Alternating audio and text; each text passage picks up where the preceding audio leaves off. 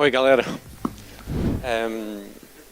Antes de mais nada, muito obrigado pelo convite e pela criação desta experiência aqui em Portugal. Faz muita falta. Acho que é uma das coisas que ficou claro dos dados que a Chronopost nos mostrou. Nós não temos o ecossistema de e-commerce mais maduro do mundo. Eventualmente, a apresentação que acabei de ver é capaz de ser a apresentação mais otimista que eu vi sobre e-commerce em algum tempo. Tem a ver, provavelmente, por serem claimed records, é por inquérito. Quando nós olhamos para os dados transacionais diretos, eu só vos queria começar a fazer esta apresentação só por dar um bocadinho de background sobre mim próprio. Eu tive 11 anos da minha carreira a viver no Reino Unido, vou fazer 10 anos de Google agora, e habituei-me a certas coisas do mercado inglês. E quando cheguei cá, comecei a olhar para os números, comecei a olhar para as diferenças entre um mercado e outro.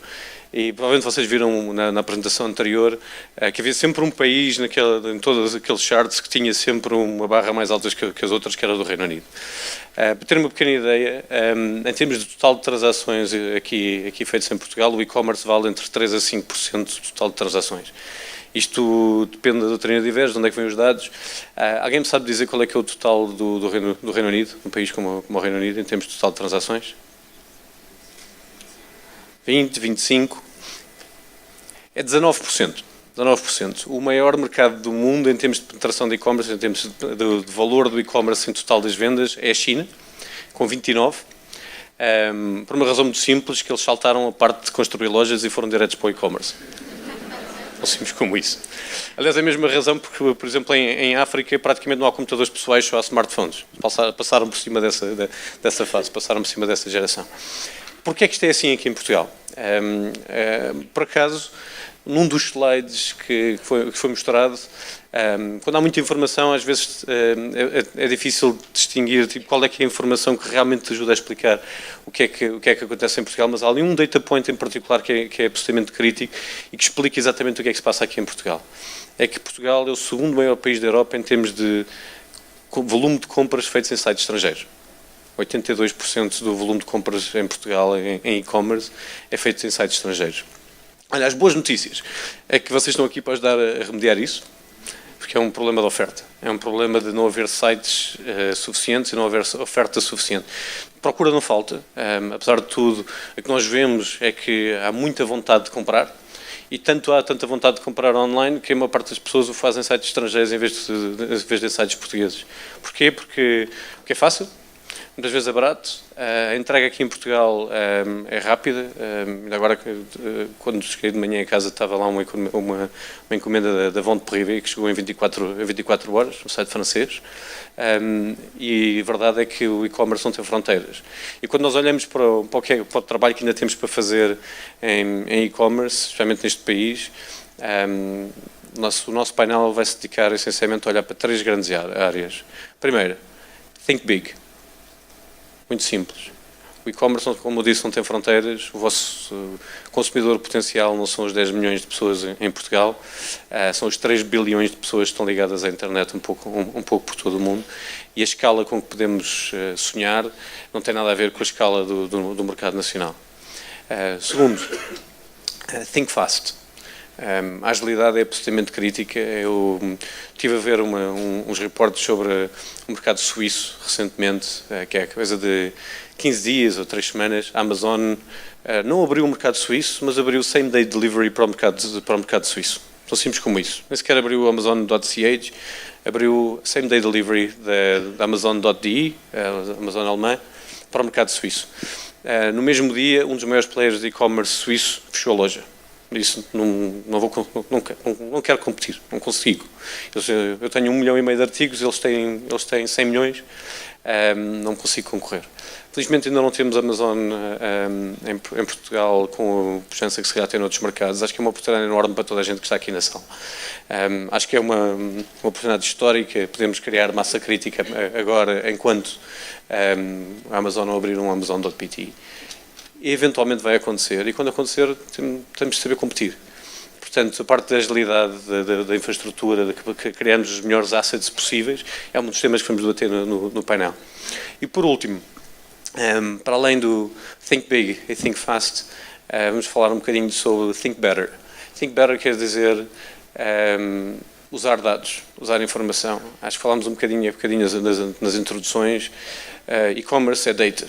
E quanto mais data tivermos, quanto melhor soubermos trabalhar, quanto mais automatizarmos todos os processos de data mining, melhor vamos saber servir o consumidor e melhor vamos ter em termos de resultados. Portanto, é um bocadinho por causa dessas três vertentes do Think Big, do Think Fast e do Think Better, que temos aqui hoje em dia, hoje no painel, o Rafik, o fundador da Andandi, que é uma das mais promissoras startups aqui em Portugal, no mercado de calçado e que está a reinventar o calçado a nível mundial. Temos o Pedro Santos, o Head of E-Commerce e Mobile da Sona AMC, Continente.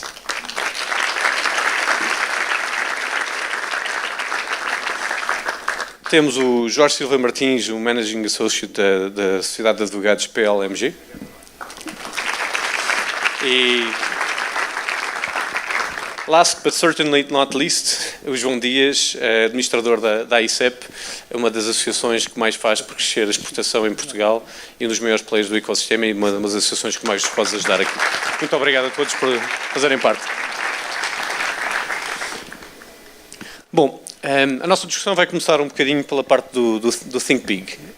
E aqui acho que poucas instituições fazem um trabalho mais meritório em Portugal do que a ICEP, se calhar porque começava por aí, porque é o vosso DNA, é a vossa gênese. Começava um bocadinho por ti, João, qual é que é a verdadeira oportunidade de exportação para o retalho a partir de Portugal? Quão grande podem ser as ambições das pessoas e até onde é que podem chegar? Ok, boa tarde a todos. Obrigado, Bernardo. Se calhar só uma nota prévia de agradecimento à Vanessa e ao Ariel por esta excelente iniciativa, aos parceiros como a Luís Poli e a todos aqui os colegas de painel e a todos os presentes pelo interesse. Já agora também uma nota prévia à ICEP, traduzindo, é a Agência para o Investimento e Comércio Externo de Portugal. Nós basicamente temos duas grandes missões. Por um lado, ajudar a atrair investimento direto estrangeiro para a nossa economia, para Portugal. E felizmente as coisas têm-nos corrido bem nos últimos anos, nos últimos 2, 3 anos. E também ajudar, e por isso aqui estamos, a internacionalizar as empresas portuguesas, ajudá-las a vender para os mercados externos. Já agora, para conhecer um bocadinho a audiência, quem é que na sala, ou está ligado a uma empresa que exporta, ou trabalha como consultor, ou presta serviço a empresas que exportam? Se pudesse levantar o braço, por favor. Uau, pois. Isto, de facto, esta pequena amostra confirma aquilo que o Bernardo acabou de dizer, que a presença online traz a dimensão global e a dimensão worldwide. E é por isso que nós na ICEP entendemos que isto é absolutamente crucial para a nossa economia e para as nossas empresas. Porque quem está online pode não atingir os 10 milhões de consumidores portugueses, mas com certeza os 800 ou 900 milhões de consumidores online a nível mundial. Isto é especialmente importante e vantajoso e abre novos horizontes para as PMEs. Enquanto para uma grande empresa que se calhar ter uma presença em vários países do mundo, com o que isso obriga de investimento, de redes físicas, de presença local, isso para uma PME era completamente inacessível pela questão de custo, de risco. O online vai esbater essas barreiras e permite a pequenas empresas com uma boa presença online poderem aceder a clientes de várias partes do mundo e por aí exportar. Tentando responder à questão, então, nós acreditamos que isto é uma grande oportunidade para as nossas empresas, para as PMEs nacionais. De facto, como vemos no mundo, o consumo online está a crescer, em Portugal não tanto, mas há muitos consumidores além fronteiras que podem ser facilmente atingidos, impactados por empresas que tenham bom produto e bom serviço e assim podem chegar a muito mais consumidores. E de facto hoje em dia, pelo que vimos, não é? E todos sabemos disso, quem não está presente online, quem não pode ser consultado, quem não pode ser comprado, não existe. E por isso é que nós na ICEP criámos o programa Exportar Online e basicamente temos hoje em dia um conjunto de produtos e serviços para ajudar as PMEs que queiram lançar-se neste voo. E basicamente o que é que nós fazemos? Temos informação sobre, digamos assim, a dimensão de vários mercados online e o que é que se está lá a passar e questões regulamentares e como é que se pode entrar. Temos feito um roadshow police e temos formação que estamos a dar, podem consultar o nosso site, sobre também estas questões do e-commerce e como é que podem abordar algumas plataformas, alguns marketplaces, aquela questão trade-off entre a loja própria, marketplace, os dois, como é que eu me posiciono, toda a questão estratégica também. E, obviamente, ajudamos também na consultoria disso, de encontrar algumas empresas a encontrar o seu caminho e a sua abordagem e ajudá-las a analisar e a fazer um diagnóstico se já estão preparadas para dar esse passo. E também agora mais recentemente, felizmente, há apoios para isso. E era esta mensagem que eu também queria deixar. Já conseguimos criar incentivos, ou seja, sempre houve incentivos à internacionalização, ou seja, empresas querem fazer prospecção em novos mercados, querem estar presentes em feiras, ver novos agentes. E agora, para além destes apoios que eram tradicionais, há apoios também para a dimensão online e para a dimensão do e-commerce. Ou seja, quem quer criar a sua loja online ou entrar no marketplace, tem hoje em dia apoios. A candidatura à COL número 27 do Sistema de Incentivos à Internacionalização, que abriu em agosto e vai estar, creio que até outubro, é uma linha de 64 milhões e que faz apoio, digamos, à internacionalização nas duas dimensões, física e agora, e isto é que é novidade, digital, online, e-commerce, e quando esta componente está presente, a candidatura é majorada, ou seja, tem mais probabilidade de ser aceite e de ser elegível para ter financiamento. E acreditamos que isto é um grande boost, digamos assim, para ajudar as empresas a estarem presentes. Porque, de facto, consumidores em Portugal se calhar há menos, mas no mundo há muitos. Mas mesmo os que há em Portugal consomem muito de lojas, não é? E de sites e de produtos, digamos assim, internacionais. Obviamente estamos numa economia livre e global, mas de facto para a nossa economia, haver estas importações todas não é muito saudável, especialmente quando se calhar há muitas empresas nacionais que têm produtos equivalentes, com qualidade e se calhar a preço muito competitivo e que desta forma, não estando presentes, acabam por estar numa posição desfavorável. E o que nós queremos é contrariar isso e por isso também nos associamos a esta iniciativa do E-Commerce Experience para acelerar a presença de empresas nos canais digitais, porque acreditamos que isto esbate barreiras e torna possível a PMEs internacionalizarem-se e venderem para várias partes do mundo. João, acho que uma das coisas que eu costumo dizer é que quem não exportar está condenado a importar. É um bocadinho aquilo que estavas a dizer e é um bocadinho aquilo que se reflete neste momento no e-commerce em Portugal, é que se não o fizermos, acabamos por consumir produtos feitos noutros países, que são feitos por startups como as vossas noutros países, que se calhar já estão uns aninhos mais à frente e o ecossistema já está um bocadinho mais evoluído. O e-commerce vem com o seu próprio conjunto de desafios. Se calhar perguntava também aqui ao Jorge, como é que entra aqui uma sociedade de advogados neste desafio? Como é que vocês se posicionam neste universo e o que é que têm para oferecer a este ecossistema? Primeiro, boa tarde a todos, em particular aos meus colegas de painel. O e-commerce, eu não vou fazer um pitch comercial da PLMJ, a ideia aqui, me parece mais importante, é dar-vos um bocadinho de partilhar um bocadinho a experiência que tenho tido e que temos tido no fundo, trabalhando com empresas de e-commerce que recorrem a e-commerce e tentar desconstruir um bocadinho o bicho, porque normalmente num grande projeto de e-commerce em que tudo é fantástico, quando entra o advogado é uma espécie de turn-off do projeto em que a coisa parece que de repente torna-se chata e a ideia também é tentar tirar um bocadinho essa ideia e tornar a coisa muito prática e muito pragmática. O e-commerce, puxando para o lado mais jurídico, o e-commerce tem tudo aquilo que o Bernardo já falou, que é no fundo, e que já falámos, que tem a ver com o potencial em que deixamos de ter um mercado, em que deixamos de ser não sei quantos milhões a comprar e em que deixamos de ter um país encostado na Europa, no Sul, e passamos a ter um mercado que é um mercado global. Quando puxamos o tema para o lado mais jurídico, esse grande desafio e essa grande oportunidade torna-se um bocadinho um problema e um caminho um bocadinho das pedras.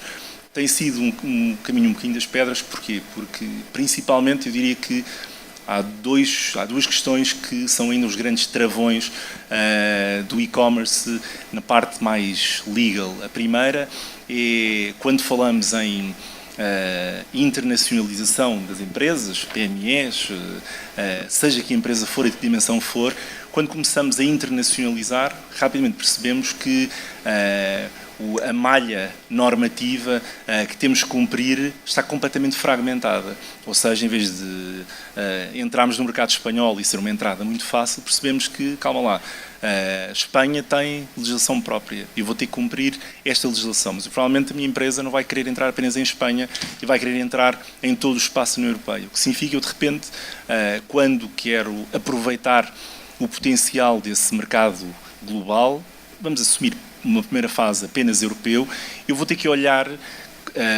para 28 ordenamentos jurídicos e vou ter que perceber o que é que se aplica em Portugal, o que é que se aplica em Espanha, o que é que se aplica em Itália, o que é que se aplica na Alemanha, e isto é um problema. O tal desafio que é excitante perde um bocadinho o elan quando começamos a olhar e a perceber, ok, o plano é este, o caminho é este, o que é que temos que cumprir então? Isto é um problema e não vale a pena quer dizer, não lhe dar a importância que ele tem, porque de facto é um problema. E depois há um outro problema que está mais ou menos ligado a este, que é um problema cultural. Quando falamos no digital e quando falamos em e-commerce, o que tentamos e fazemos, porque temos que fazer, é em grande medida ainda aplicar leis e diplomas e regulamentos e portarias que foram pensados, construídos, desenhados há 20 anos ou há 30 anos para ambientes completamente analógicos.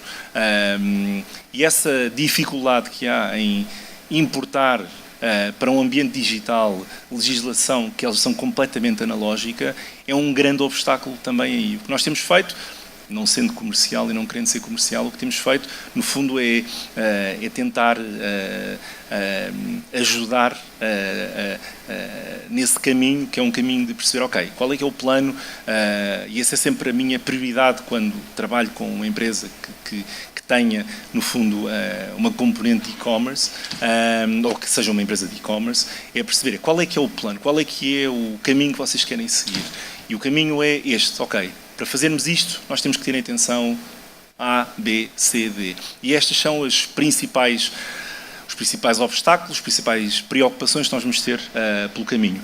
E depois há, para fechar, tem a ver com a questão cultural, que é, não tendo nós uma legislação, nós quando falamos, e fala-se muito, até é uma coisa politicamente vende bem, que é a história da indústria 4.0, é uma ótima mensagem, mas para termos essa indústria 4.0, precisamos também de uma legislação 4.0, ou seja, que dê ao digital a dignidade que ele tem e que não o torne uma espécie de parente pobre do analógico, e em que o papel é mais seguro, o analógico é mais seguro, e quando vamos para o digital, o consumidor não sabe que garantias é que tem, não sabe que lei é que se aplica, não sabe qual é que é o prazo para devolução, o próprio retalhista que tem a empresa não sabe também muito bem se em Portugal se aplica uma lei, mas depois em Espanha se aplica outra.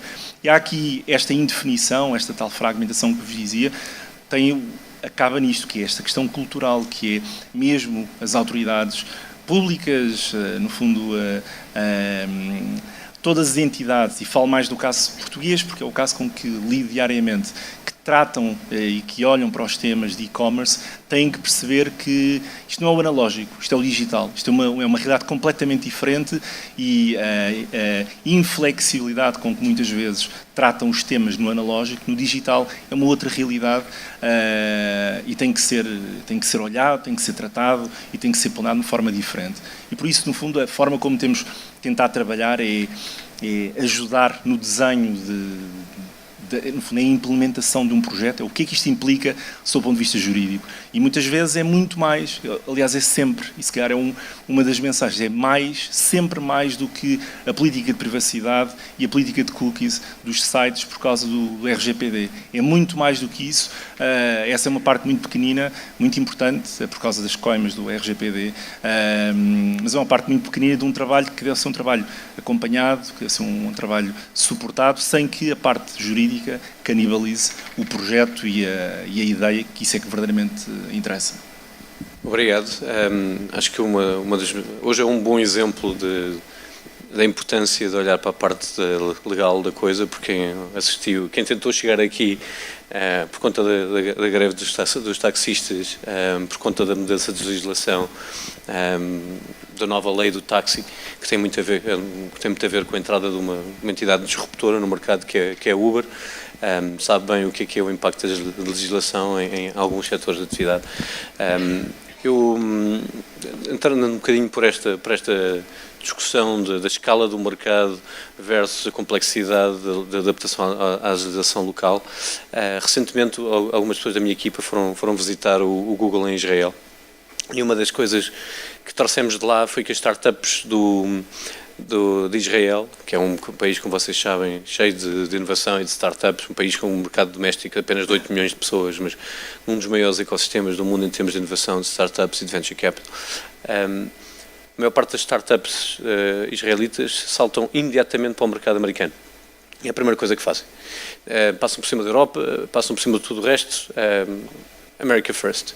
Um ambiente regulatório, um mercado doméstico de 330 milhões de pessoas, e vão obter escala assim, imediatamente, saltando para um mercado com escala, que é um dos approaches. Portanto, lembra-se da mensagem, advogados não é só para quando se quiserem divorciar da vossa mulher, também dá jeito para a exportação.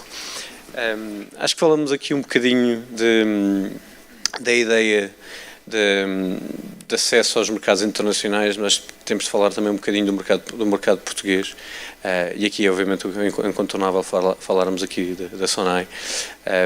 Como é que vocês veem o mercado de e-commerce aqui em Portugal, e qual é que é o potencial do e-commerce aqui em Portugal, particularmente no vosso setor de atividade? Boa tarde a todos. Em primeiro lugar, o e-commerce é especialmente para retalhistas de base física, originalmente física como nós, é uma enorme oportunidade de servirmos os nossos clientes. É um lugar comum e nós assistimos a jornadas de compra cada vez mais complexas. Nós víamos que originalmente os clientes iam às lojas físicas, entretanto, a dada altura, um conjunto de pessoas achou que o mundo era só digital e que toda a gente ia comprar através de e-commerce e que as lojas iam fechar todas, ia ser um cenário catastrófico, e na verdade hoje o que assistimos é um enorme encontro entre os dois mundos. Hoje em dia as jornadas são efetivamente mais complexas.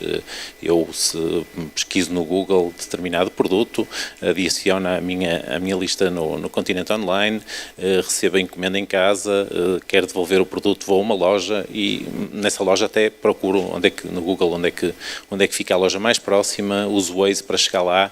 Portanto, as jornadas são efetivamente mais complexas e o e-commerce, além de um tema de oportunidade como negócio instrumental por si só, também tem toda esta valência de integração de uma jornada e de oferecer aos nossos clientes uma experiência simples, consistente, transparente, e é essencialmente aí que nós estamos focados. Quer isto dizer que a oportunidade do e-commerce é a oportunidade do negócio por si só, mas efetivamente os fundamentais são sempre os mesmos, é o foco no cliente, na satisfação desse cliente e de lhe dar a melhor experiência da forma que ele quiser chegar até nós, e conseguimos incentivar essa recorrência. É aí que nós estamos focados.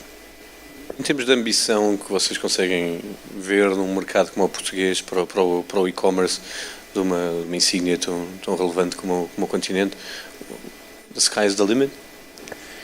Eu diria que sim, diria que todas as jornadas de compra, ou uma parte muito importante das jornadas de compra, das jornadas relacionais com os clientes em geral, com os nossos clientes, mas com os clientes, tem uma componente digital e tem uma componente de e-commerce, ainda que isso seja suporte a um negócio físico que pode chegar ao limite dos 100%. Não é? Dito isto, nós, aliás, até pelo que a Carla foi mostrando, nós temos um conjunto de oportunidades relevantes. Nós ainda temos um nível de penetração da internet relativamente reduzida face ao que são os padrões europeus. Como disseste há pouco, nós somos o segundo país, julgo que atrás da Macedónia, o segundo país que mais compra cross-border, portanto mais exposto à concorrência externa, por isso continuamos a ter necessariamente muitas oportunidades. Acho que uma das entidades em Portugal que mais simboliza este novo movimento de startups e o cruzamento entre o tradicional e o moderno é um bocadinho a Andandi, não é? Tentar reinventar o segmento de calçado, customizado, mas com ambições internacionais. O que é para vocês, na Andandi, essa ambição global e até que ponto é que vocês sonham enquadrar o vosso... Qual é que é o limite dos vossos sonhos na Andandi? Boa tarde. Eu costumo dizer muito que em estratégia há uma visão a 10 anos e uma execução a 90 dias. Numa startup isto é exponencialmente mais verdade. Ou seja, essa visão a 10 anos do que é que pode ser uma marca digital nativa, que é o caso da Andandi, nasce no digital, cresce no digital, em apenas 2 anos passa de 0 para 300 mil euros, para 2 milhões, para 5 milhões, para 10 milhões no próximo ano. Ou seja, efetivamente uma visão a 10 anos, quando olhamos para o mundo como um mercado, nós exportamos já em apenas 2 anos para 140 países com regularidade, ou seja, é raro o dia que não vendemos para mais de 15 ou 20 países diferentes. Efetivamente estamos a falar de um mercado de bilhões.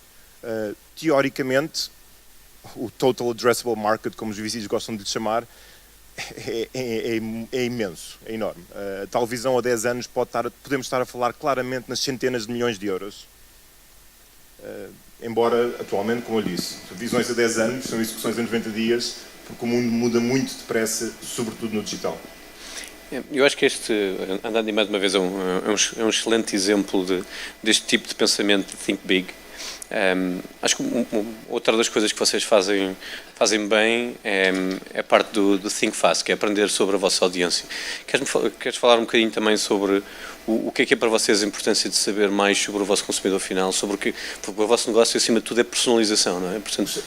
Exatamente, o nosso negócio é exatamente a definição de conhecer o consumidor e de fazer coisas absolutamente personalizadas. Nós fazemos par a par, um a um. Começámos por fazer 50 pares por mês, depois 100, depois 200, depois 500, depois 1000, depois 2000, muito breve 3000, mas são 3000 pares diferentes, desenhados por consumidores diferentes, feitos um a um para aquele consumidor, independentemente da sua localização. Isto está no ADN da marca, ou seja, do próprio produto que nós vendemos. Ou no que é, pelo menos, à data de hoje, já o nosso produto âncora, porque já começámos a estender as linhas de produtos que oferecemos. Isto é tão mais verdade porque estamos no domínio do digital, onde efetivamente conhecer o cliente é absolutamente fulcral. O mercado de potenciais consumidores são 3 bilhões de pessoas. É muito importante, é crucial saber com quem é que nós estamos a falar e não desperdiçar euros em marketing. Ou seja, há uma citação que se usa muito, não lembro, penso que é do Ogilvy, se não estou em erro, que ele, é do Ogilvy, aqui em que eu sei que 50% do meu orçamento de marketing é desperdiçado. Só não sei que 50%. Isto deixa de ser verdade no digital, porque nós conseguimos saber exatamente mesurar cada cêntimo que é gasto, que retorno é que teve, com que cliente, com que tipo de audiência, com que tipo de perfil, a que horas, antes sequer, e estamos aqui já a falar estamos a entrar num domínio em que nós conseguimos saber antes do cliente saber que vai precisar dos sapatos. É inevitável a necessidade de agilidade quando estamos a falar de um mundo que muda exponencialmente e não de uma forma geométrica. Se efetivamente falávamos da indústria 4.0, em que passámos da primeira revolução industrial para a segunda, para a terceira, para a quarta, ou para a dita quarta revolução industrial, o que muda da quarta para a frente é que a próxima já não é a quinta, a próxima é a oitava, e a que vem a seguir é a 16ª, e depois a 32ª. E quando passamos de domínios de crescimento geométrico para crescimento exponencial, a velocidade ganha um peso totalmente diferente. Acho que há muitos learnings a tirar de uma experiência como a da Andandi, nem que seja a experiência da personalização em escala, que é uma arte e uma ciência two in one. Ainda mais importante é tentar fazê-la à escala de uma insígnia como o do continente. Como é que uma empresa como a Sonai e uma insígnia como o Continente Online articula esta ideia de saber servir melhor o consumidor sabendo mais sobre ele? E como é que isso se traduz na experiência online de um continente? Eu gostava só de começar a dizer que experiências com os clientes com a Andandi ou ou com o Uber, ou seja, com o que for, na verdade, influenciam as expectativas dos clientes com todos os serviços que nós possamos dar. Mas, pensando na personalização, nós fazemos imensa personalização. Nós fazemos, há muitos anos, personalização de serviço, cortamos a carne mais fina ou mais grossa, entregamos as bananas mais verdes ou mais maduras, mas a verdade é que, hoje em dia, há necessidade de nós sermos quase neurocirurgiões e de nós conhecermos cada um dos nossos clientes, não são os segmentos de clientes, e nós temos, no nosso caso, um instrumento muito poderoso, o Cartão Continente, que permite efetivamente dar aos clientes uma proposta de valor mais assertiva e que vá mais de encontro às suas necessidades, às suas expectativas, mas a verdade é que há um conjunto de outras informações que nós temos de trabalhar. Para nós é relevante saber onde é que o cliente está, que tipo de estímulos é que permite que haja algum tipo de conversão. E a conversão pode ser venda, ou pode ser utilização de um serviço, ou pode ser encaminhamento para uma loja, pode ser uma série de... Portanto, temos de definir bem o que são os nossos objetivos e trabalhar bem como é que os queremos atingir. Portanto, é absolutamente essencial focar-nos no cliente. Se nós pensarmos, voltando ao que eu estava a referir há pouco, das jornadas de cliente, se observarmos a jornada original em que os clientes se dirigiam às lojas e compravam produtos, nós nos últimos anos, e reflete um pouco esta lógica exponencial, nós assistimos em que a única coisa destas jornadas que se mantém e cada vez mais exigente é o cliente, porque imensos produtos foram, entretanto, desmaterializados, as próprias jornadas foram desmaterializadas, as lojas que servem em algumas circunstâncias, ou as empresas que servem também desmaterializadas. Portanto, a única coisa que realmente permanece a mesma, mas com expectativas cada vez mais elevadas, é o cliente. Portanto, os fundamentais são sempre os mesmos: conhecê-lo, desenvolver propostas de valor que vão de encontro às suas expectativas e que possam ter um efeito wow, que também temos consciência que no dia a seguir ou no momento ao lado torna-se algo que é standard, que é básico, e logo temos de estar permanentemente a surpreender. Claro. Eu, se calhar, eu introduzi aqui um tema. Nós não tínhamos isto aqui no script, mas há bocadinho o Jorge falou um bocadinho do RGPD, e não querendo fazer um hijacking disto por causa do RGPD, porque senão a audiência adormece em 3 minutos, há certamente muito a dizer sobre qual é a visão que devemos ter sobre maximizar o conhecimento máximo do consumidor e, ao mesmo tempo, ser respeitador de todas as regras de privacidade e de respeito pelo direito à privacidade dos dados. Jorge, qual é que deve ser o approach, especialmente para uma jovem empresa, em termos de atingir esse equilíbrio entre servir e personalizar o serviço ao consumidor e o respeito à privacidade e aos dados? Ok. Bom, não querendo entrar em legalês, porque é chato, diria se calhar 2 ou 3 coisas para responder a essa questão. Primeiro, o RGPD, que é aquele monstro que é vendido pelas instituições europeias como uma grande oportunidade.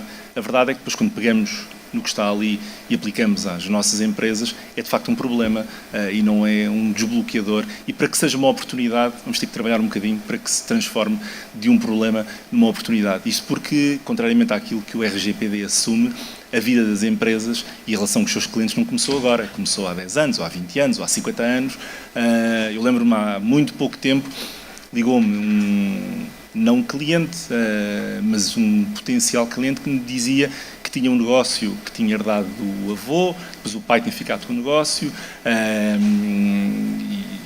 e pronto, e ele, entretanto, comunicava com os clientes, tinha uma base de dados dos clientes há 50 anos ou 60 anos, e perguntava-me: eu agora vou ter que destruir estas bases de dados e vou ter que começar do zero, no fundo, à procura do cliente 1 e do cliente 2 e do cliente 3. E por isso, para além dos problemas que o RGPD vem trazer em termos de implementação daquela visão, temos depois a vida das empresas, as dificuldades que têm em perceber. O RGPD não tem uma coisa que para mim é incompreensível, que é também uma graduação entre uma coima que se aplique a uma grande empresa e a uma pequena empresa. Ou seja, a própria sensibilidade do legislador para esta diferenciação de que o mercado não são todos iguais é um problema. O que é que eu diria relativamente, tentando desmistificar um bocadinho do monstro, que é o regulamento, o que é que eu diria? O regulamento, contrariamente também àquilo que tem sido um bocadinho noticiado, e depois há muita coisa, e de repente somos todos, não apenas os advogados, mas todos, especialistas em proteção de dados. Eu não digo que sou um especialista, trabalho, é verdade, na área, mas não sei o que é ser especialista. O regulamento o que vem dizer, duas coisas, se calhar. Primeiro, o regulamento não é completamente friendly à tecnologia, ou seja, é um regulamento que é muito político, como sabem, tem destinatários também muito bem delimitados, e são empresas maiores e não tanto empresas mais pequenas, mas a verdade é que o regulamento o que vem dizer, e se calhar é aquilo que nós temos que ter do nosso lado quando estamos ou a montar ou a desenvolver um negócio de e-commerce, é que o regulamento não proíbe que eu trate dados de clientes. O que vem dizer, se calhar de uma forma exagerada, há quem diga, ou até um bocadinho ao lado, também há quem diga, o que o regulamento vem dizer é que eu posso tratar todos os dados que eu quiser do meu cliente, ou do meu futuro cliente, ou potencial cliente, ou seja o que for, eu posso dizer o que eu quiser, desde que, primeiro, lhe diga que vou fazer isto, segundo, que ele me diga, da minha parte não há problema, pode tratar à vontade. E por isso a primeira, se calhar a prioridade quando estamos a olhar para o tema dos dados pessoais, principalmente numa área como a área do e-commerce, se calhar a prioridade é logo à partida fazer o disclosure junto dos clientes ou potenciais clientes de que eu quero fazer isto com os seus dados. Autoriza ou não autoriza. Isto no caso em que nós temos que, e depois aí entramos nas curvas e contracurvas do regulamento, nos casos em que nós temos que voltar a pedir-lhe essa autorização. Há casos em que nós já tivemos essa autorização anteriormente e podemos simplesmente continuar a tratar aqueles dados. Mas a parte que me parece mais importante para esta discussão é que o regulamento não é necessariamente uma barreira ao tratamento de dados, e esta personalização, eu acho que permite essa personalização, não tem nada de princípio a opor. O que não quer, ou pelo contrário, pela positiva, o que quer é garantir é que quem é o titular dos dados, na terminologia do regulamento, que o titular dos dados sabe que aqueles dados estão a ser tratados para esta finalidade, que estão a ser comunicados à entidade B ou à entidade C, ou simplesmente a um conjunto de entidades indeterminadas, mas para aquela finalidade, e que tem algum controle sobre esses dados. E por isso eu acredito que o regulamento seja, ou venha a ser, uma oportunidade, porque toca numa coisa que, pelo menos para mim e para todos, é importante, que é a confiança. E o tema da confiança é verdadeiramente o que está na fundação do regulamento, que é quanto mais informação eu tenha relativamente aos meus dados, e quanto mais instrumentos eu tenha na minha mão que me permita retificar os dados, dizer eu já não quero que tratem os meus dados, eu quero os meus dados de volta, quero pegar nos meus dados e passá-los para outra entidade, deem-me isso numa pen e eu faço isto de uma forma automática. Esse empowerment do titular dos dados é isso que o regulamento procura. Bem ou mal, eu tenho muitas dúvidas, porque trabalho com tecnologia, e quando entro, por exemplo, no tema do blockchain e dos dados pessoais, é um pesadelo, quer dizer, é uma coisa completamente, uma coisa não casa com a outra. Mas a verdade é que, e para concluir, o tema dos dados e o próprio Big Data e a massificação dos dados, eu diria duas coisas. Por um lado, informação para o lado de lá, ou seja, para o titular dos dados, e garantir que não há problemas de consentimentos e seja do que for. É o primeiro, é se calhar a prioridade, não sei, se calhar é o ponto mais importante que nós temos que garantir da nossa atividade, é garantir esse disclosure para o lado, no fundo, dos nossos clientes. Obrigado, Jorge. Acho que, resumindo, e posso dar também a nossa experiência no próprio do Google, uma vez que o RGPD nós adotámos-lo globalmente, apesar de ser um regulamento europeu, há dois princípios fundamentais: transparência e controle. Ser transparente sobre os dados que temos sobre o consumidor final, e dar-lhes o controle sobre esses dados, dando-lhes o poder de exportar, apagar, editar, fazer o que quiserem com aqueles dados. De uma forma geral, a uns princípios básicos que se adotarem, a coisa vai correr bem. E já agora arranjei um bom advogado. Acho que um bocadinho também, passando um bocadinho para a fase seguinte do debate, falámos do think big, do think fast, e da tentativa de deixar que a legislação não nos atrase, pelo contrário, que sejamos espertos na utilização da legislação para sermos ágeis. A parte que nos falta discutir é a parte do think better. Isto implica, por exemplo, criar a melhor loja possível, que no fundo, se calhar, é aquilo que ocupa a maior parte do nosso tempo. João, na experiência da ICEP, o que é a melhor loja online possível? Boa questão.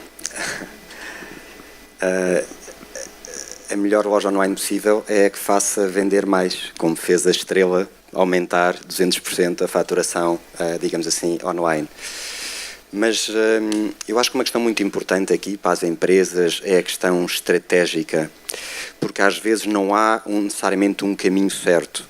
Ou seja, em alguns casos, não sei, e os nossos técnicos têm estudado muito isso e têm estado a acompanhar algumas empresas, e eventualmente, em alguns casos, pode fazer sentido, em vez de ter uma loja própria, estar num marketplace. E depois todas as questões, qual marketplace, com que tipo de presença. Porque montar a loja online, hoje em dia, já é relativamente fácil, digamos assim, já é relativamente acessível. Há bons profissionais, há bons prestadores de serviços, digamos assim, há bons designers, há boas plataformas. A questão crítica, se bem percebi, é depois manter tráfego nessa loja online. E especialmente quando se quer uma presença internacional, manter tráfego em várias lojas online em vários países.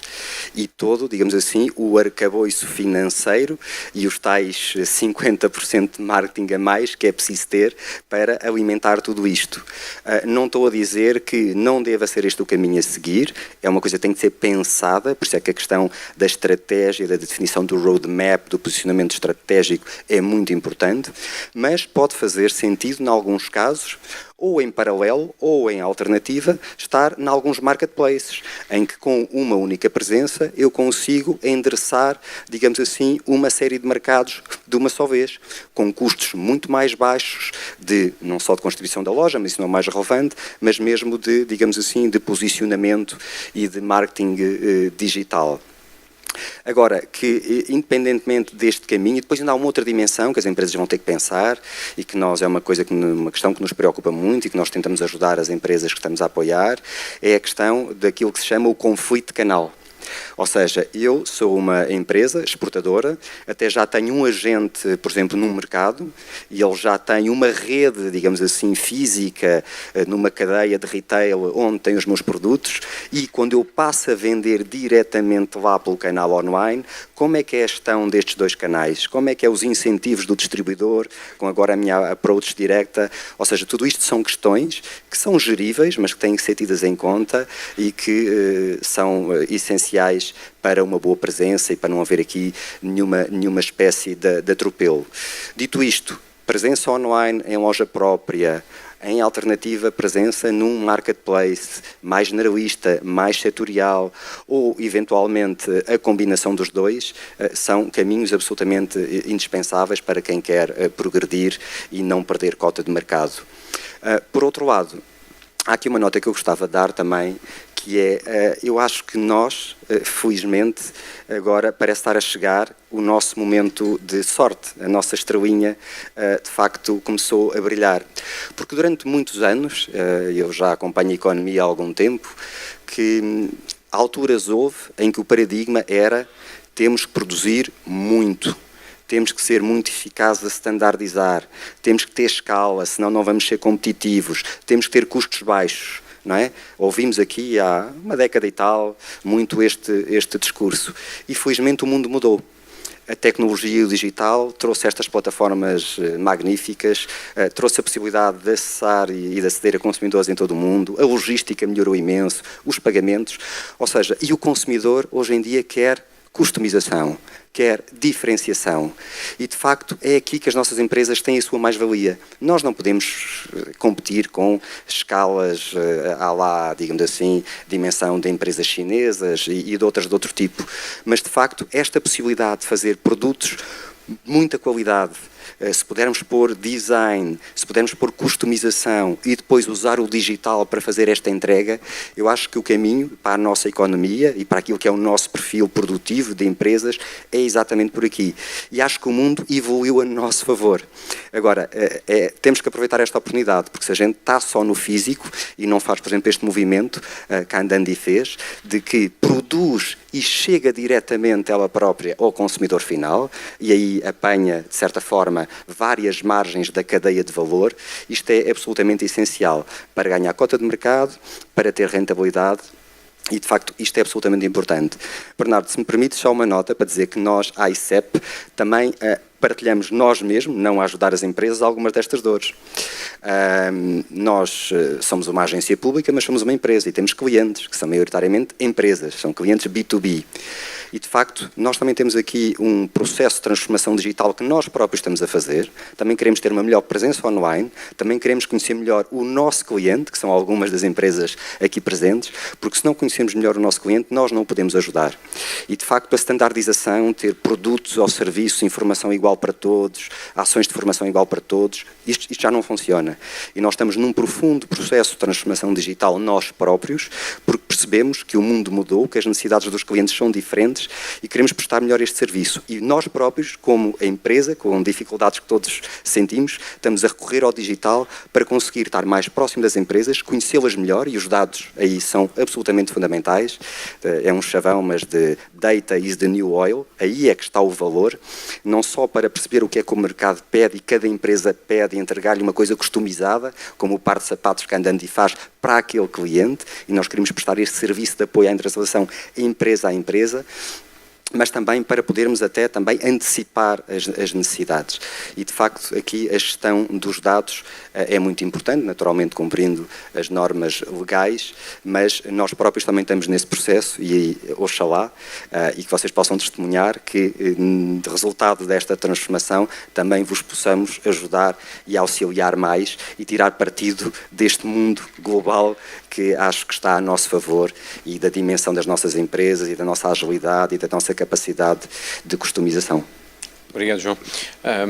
Acho que um dos temas que tocaste foi da capacidade de criarmos aqui a melhor experiência possível para públicos-alvos diferentes espalhados pelo mundo todo e sermos ágeis e usarmos os recursos disponíveis para fazermos a melhor experiência possível para o cliente, onde quer que ele esteja. Uma entidade que é especialista em fazer lojas, em construir lojas, a melhor loja possível é o Continente. Como é que se reaprende a criar uma loja quando o nosso DNA vem do mundo físico?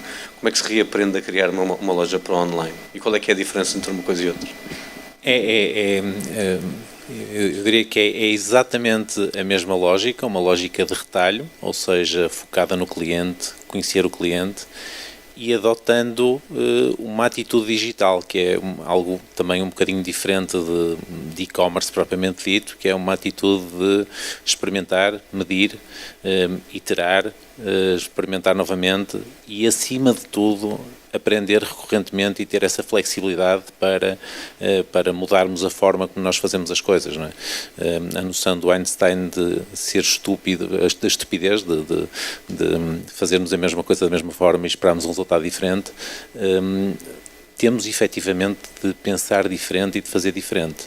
Mas os fundamentais, que são o conhecimento do cliente, o foco em dar-lhe a experiência de acordo com as suas expectativas, superar recorrentemente as suas expectativas, naturalmente são as fundações de conseguir fazer esse trabalho. E, Rafi, para vocês a vossa loja online é tudo, não é? Tipo, todo o vosso revenue vem da vossa loja online. 100%. É 100%. Como é que vocês criam a melhor loja possível online? Quais são os parâmetros, quais são os fatores fundamentais? Gostava de fazer só aqui um parêntese. Isto é uma opinião um bocado pessoal no que diz respeito à resposta a essa pergunta da melhor loja online. E como é que se cria a melhor loja online? Eu tenho uma má notícia para vocês todos. Ela já foi criada, já existe. Chama-se Amazon. Foi criada nos anos 90 por alguém que começou por vender livros e que em 97 escreve nos seus manifestos acionistas que queria criar a maior loja do mundo. Wall Street achou que era uma pessoa... não sabe muito bem o que ele está a fazer. Passaram 10 anos, passaram 15 anos, passaram 20 anos e a Amazon, a semana passada, ou há 2 semanas, acabou de passar 1 trilhão, é a segunda empresa da história, a passar 1 trilhão de capitalização bolsista. E onde é que eu quero chegar com isto? Queria chegar com isto que a melhor loja online já existe. E não tem fronteiras, não é uma loja americana. O conceito de a empresa portuguesa e o mercado português, eu não compreendo sequer o conceito no online. Com todas as nuances que tem legais e tudo mais, em todos os mercados, mas o conceito não existe. A melhor loja online já existe. E esta história do e-commerce, enquanto conceito lato, é um jogo que já foi ganho, já tem vencedor anunciado. Eu acho que ninguém ousaria, se calhar nos anos 90, lembrar-se de abrir uma drogaria para competir com o continente. Não vai correr muito bem. Por isso, o e-commerce, como um todo, é um negócio que, enquanto a vender third-party brands, ou seja, está ganho, já sabe quem é o vencedor, já sabe o que é que vai acontecer e ninguém vai conseguir competir com ele. E porquê é que eu dei esta volta? Porque, efetivamente, para criar a melhor loja online, não é possível competir com alguém que está a criar lojas online com uma capitalização bolsista de 1 trilhão. Nem a Sonai o vai conseguir fazer. Ou seja, não é simplesmente possível. E a única forma de o fazer não é pela loja, é por tudo o resto que é tão importante, pelo serviço que é dado ao cliente, pelo conhecimento do produto, pela diferenciação do produto, há aqui 3 grandes categorias. Proprietary Selection, estamos a falar de uma Net-a-Porter, estamos a falar de uma Farfetch. Proprietary Experience, estamos a falar de uma Rent-a-Runway. Ou Proprietary Merchandise, estamos a falar de uma Andandi, ou todas as marcas digitais nativas. E que fazem essa competição, em bom rigor, não é efetivamente o nosso site, é tudo. É toda a empresa, é aquelas páginas que ali estão no site, e mais as suas redes sociais. Mas não é possível otimizar ao nível que uma Amazon otimiza. Simplesmente não é possível. Por isso nós temos que otimizar dentro do possível, sim. Estamos a falar de tecnologias que estão a evoluir e que já estão cada vez mais acessíveis, cada vez é mais fácil fazer um negócio, cada vez é mais fácil montar uma loja, mas se isto é a boa notícia, a má notícia é que cada vez é mais fácil fazer uma loja. Porque é cada vez mais fácil para todos nesta audiência, em todas as audiências que estão em Portugal e em todas as audiências que estão por todo esse mundo fora. Por isso, efetivamente, a única forma que eu vejo de criar uma melhor experiência, uma melhor loja, é por todos os outros fatores diferenciadores. E não só pela loja, embora no nosso caso ela seja tudo. Na prática, o que o Rafik está a dizer é que a proposta de valor acaba por ser, como qualquer beabá de marketing e qualquer beabá de economia, a proposta de valor tem de ser diferenciadora e a partir daí aprendemos a competir e aprendemos a ir buscar consumidores novos. Portanto, não podíamos estar mais de acordo. Acho que um ponto final aqui é, e o Rafik tocou um bocadinho nisso há bocadinho, que o digital é infinitamente mensurável, não é? Tipo, nós podemos medir praticamente quase tudo aquilo que fazemos no online. Na prática, como é que medimos, para além das vendas, obviamente, do revenue, Pedro, como é que uma loja como a Sonai mede o sucesso das suas experiências no e-commerce e das suas incursões no e-commerce? Mais uma vez, eu gostava de voltar um bocadinho atrás. O sucesso da loja, o sucesso do e-commerce é o sucesso do negócio. Tem a ver com as próprias jornadas, como estava a explicar. Mas eu diria que a questão é muito sobre o que é que nós podemos e o que é que nós devemos perseguir como leading indicators ou KPIs no caso do e-commerce. E, na verdade, se nós pensarmos, é tudo aquilo que nós gostaríamos de ter para o físico e que muitas vezes não temos. Que tráfego é que nós tivemos, que tráfego é que conseguimos converter, como, onde é que andavam as pessoas, de onde é que elas vêm, como é que eu os vou buscar. Conseguimos medir praticamente tudo e conseguimos mudar a nossa atuação em função daquilo que queremos atingir, usando instrumentalmente essa medida. De qualquer forma, mais uma vez, eu diria que os fundamentais são sempre os mesmos. É focar no que é o negócio hoje em dia, no que é o negócio de forma alargada e no que é o negócio amanhã. De satisfação dos clientes, NPS, etc. São naturalmente leading indicators que devemos perseguir. No vosso caso, Rafik, há alguma coisa que façam específica em termos de measurement? tenho assim, todas as métricas digitais óbvias, como Customer Acquisition Cost, Repurchase Rate, etc. E tal. Estamos a falar já do beabá do digital. Há uma métrica com a qual tenho estado ultimamente particularmente obcecado, que é o Net Promoter Score. Alguém aqui está familiarizado com a métrica? NPS? Ok. Pronto. Acreditem que vai ser provavelmente a métrica mais importante para quem está a criar marcas digitais, porque ela vai depender da fidelidade ou não que a marca consegue com os seus clientes, porque vão ser os seus principais advogados, ou advocates, estou a traduzir para português. Advogados já temos aqui. Advogados, ou seja, os seus principais embaixadores. Por isso tenho estado particularmente obcecado com o NPS e conseguir um NPS acima de 80% a 90%, o que é particularmente difícil. Bom, o nosso painel está quase a acabar. Acho que temos tempo para uma última nota, que é, eu vou perguntar a cada um dos membros do painel se pudessem dar um único conselho a quem está a começar agora a viagem do e-commerce, que conselho seria esse? Se calhar começa ali pelo João, com a sua vasta experiência de trabalhar com empresas exportadoras. Qual é que se tivesse só para dar um conselho às empresas que estão aqui, que estão a entrar agora no e-commerce, que conselho seria esse? Bem, se este que eu vou dizer não contar, que é comecem já hoje a estudar o tema e a trabalhar a fundo no tema, seria a questão da estratégia.